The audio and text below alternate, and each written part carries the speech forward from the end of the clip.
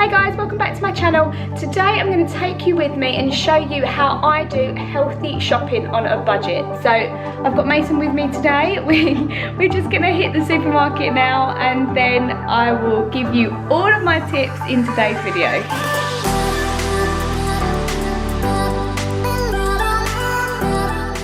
Okay, so I am at my second home, aka the supermarket. I just need to get a few bits. I'm gonna take you in there, show you what I got, and then we are going out for a play. I need to always get him outside, and it gives us both a chance to burn off some energy. At home, I'll take you through my top tips for healthy eating on a budget. So generally, we spend around £50 to £60 a week for a family of 4, and obviously I've got 2 boys, and this one, who's still in nappies and eats a hell of a lot of milk. So hopefully I can give you some tips to show you how to get your food budget down.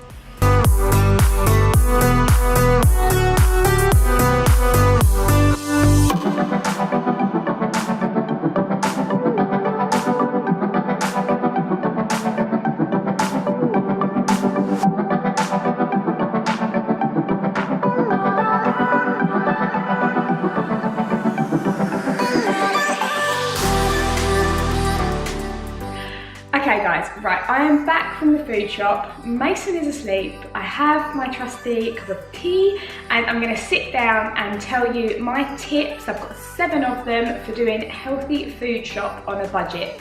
Now we're a family of 4. Mason's still in nappies, he has a lot of milk, and Harry can eat about as much as a horse.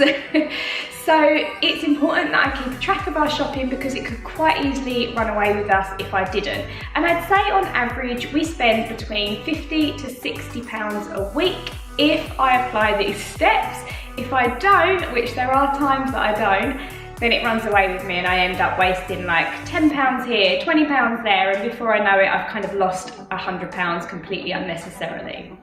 So my tip number 1, and I know this is so basic, but it is to meal plan. Now I use my Eat Yourself Lean meal guide at the beginning of the week to go through all of the meals that I want us to have for dinners or lunches or breakfasts, and also the snacks that I want to have in. I'll then use like a whiteboard. We've got a Monday to Friday kind of dry erase board in the kitchen, and I just pop down on there the dinners that we need to have, and I can then check my fridge before I go shopping to make sure that I only get the ingredients that I need. I've then got a shopping list which I use, and it's really easy because it breaks everything down into food groups. So you can look at your proteins, fats, carbs, the things that you need for snacks, the fruits and vegetables that you might need, the kids' lunchbox ideas, and again, write them down and take that list shopping with you. And this is really important because look, how many times have you been shopping and then you've got home and you're like, oh, I've already got 4 tins of canned tomatoes, I've already got a bag of onions, I've already got those potatoes, and then the stuff just ends up getting wasted, and that's where we lose a lot of our money. So meal planning, as basic as it sounds, it's one thing that you should be doing to save yourself money on your food shop. And when it comes to meal plan, remember, meal plan doesn't necessarily mean meal prep. You don't need to get overwhelmed with having to line up all your Tupperware pots and prep all your food in advance. It just means planning and organising what you want to eat, how you want to eat, looking at maybe the clubs or commitments that you've got going on for the week so that you really only do buy what you need. When you're meal planning, don't forget to stick to your staple ingredients. I think there's a lot of confusion out there when you try to eat healthy that you think you need to have a really broad variety of ingredients, and it's just not true. To be honest with you, we buy the same things week in, week out, and the difference is just how we cook them or the recipes that we choose to use. So I always have like the same protein sources, being chicken, salmon, we have lean beef mince, lean turkey mince, and I also use chicken thighs. That's a standard for us protein, and every now and then I might want to do something different, but week in, week out, these are the staple ingredients that I buy. It makes shopping a lot easier, and again, I don't tend to waste money on ingredients that I don't need or won't use. Tip number 2 is to try and stay to the outside perimeters as much as possible when you go shopping. If you think about the typical layout of your supermarket, you'll generally find that most of the whole minimal processed foods are all around the outside edges. well, apart from wine, because that's always on the end, isn't it? But the majority of the fruits, the vegetables, the proteins, your nuts and other healthy snacks are normally around the perimeters. You'll get a few on the insides, but if I think about where my cakes and my biscuits are, they are always in the middle of the supermarket. So do try to stick to that rule to stay on the outside edges and only go where I need. But again, if you're taking your shopping list with you, you've got kind of a clear path of attack, you know where you need to be, and just try not to get deterred from that. It's not possible for everyone, but even better, if you can do your shopping online, this is going to save you a huge amount, particularly if you don't have to take your children with you. Because I know whenever I have Harry or Mason with me, Harry's trying to grab for a Kinder Egg, Mason's trying to grab like all the fruits that he can see, and then I end up buying and paying for more than I need just to keep them quiet so I can get in and out as quick as possible. So online shopping is something I am personally going to be trying to do more of in 2018. But if you can't do that, like I said, stick to those outside edges of your supermarket. Tip 3 is to look for ways to reuse or repurpose as much of your food as possible. Now I'll give you an example of what we do. So we always have loads of bananas and loads of fruit in our house, and sometimes we just can't get through them quick enough. So rather than throwing them away and wasting them, I will always freeze them because they go really well in smoothies or maybe topped on some Greek yogurt as a dessert. It just saves wastage. Another example of reuse and repurposing is tin tomatoes over jars or sauces. I don't know if you guys do this, but we keep loads and loads of tin tomatoes in our house because they go for things like bologneses, they go in stews, they go in casserole dishes, whereas jarred sauces are more expensive and you're more limited as to what you can use them for. So look for ways that you can reuse and repurpose food in order to basically eke more money out of them. Don't be shy to chop up those vegetables that you think are going off and freezing them, because there's certain veggies that actually freeze really, really well. So peppers, mushrooms, broccoli are all really good examples of items that you can chop up and put into Ziploc bags, and then you can get them out later and they go really well in stir fries. You don't need to worry about defrosting them, you can just chuck them straight in. So again, getting more use out of your food. Tip number 4 is to look for cheaper alternative protein options. Now, I think this is where people think healthy eating is expensive, because meat costs can put your shopping bill up quite a lot. Things like lamb chops, pork chops, fillet steaks, yeah, they're all really costly, and if they are the main protein sources you're going for, you are going to notice a big difference in your food shop.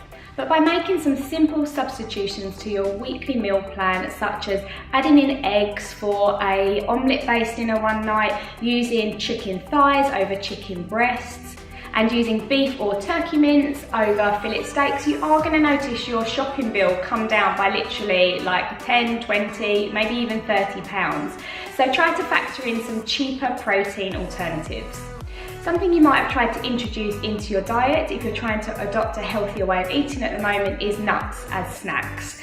And there are certain types of nuts that are really pricey, almonds and pecans being like a prime example. And as good as they taste, there are different alternatives that are going to save you quite a few pounds.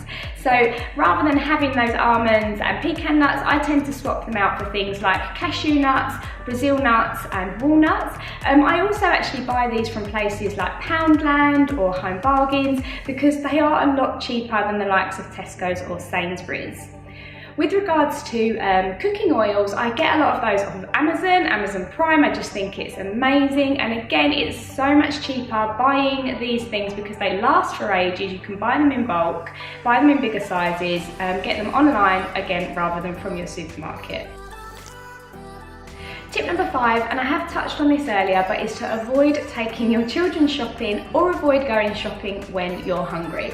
So when you're hungry, you find it so much harder to resist the foods that you find tempting, and you won't have the willpower to necessarily avoid them. So it's a really good idea to not shop on an empty stomach. Also, like I said earlier, taking your children shopping, you tend to just want the easy life. I know I do it, I want to get in and out as quick as possible. So I put things in my shopping trolley that I don't need, and I can quite easily spend £5 or £10 more than I need. So when I do my meal plan, I also try to look at the day in the week that I can shop without the children, or I'll go super early or super late at night once my husband's home to look after the children. Tip number 6 is just to keep it simple. Healthy eating does not need you to go out to your health food store and buy all these crazy foods that you've never even heard of. If you do, that's where you're going to end up losing a lot of money. Just stick to the principles that healthy foods contain less packaging. So if you think again about your fruits and vegetables and your meats, they tend to have a lot less packaging than the likes of your biscuits and your crisps. So sticking to that very simple principle is going to help you save money. You don't need to be, like I said, at your local health food store. You don't need crazy ingredients. You just need to be doing the basics and doing them consistently. Try not to get caught up in the diet hype that's out there, and just make sure that you have a balance of proteins, you have a balance of healthy fats, a balance of carbohydrates such as things like potatoes, sweet potato, white potato, you have some starchy vegetables in there, you've got rice. Just keep it really basic and don't overwhelm yourself. Over time, as you get more interested in healthy eating, yeah, start to experiment, but at the moment the basics work wonders. My final tip to save money on your food shopping is to preserve the shelf life of your items when you get them home.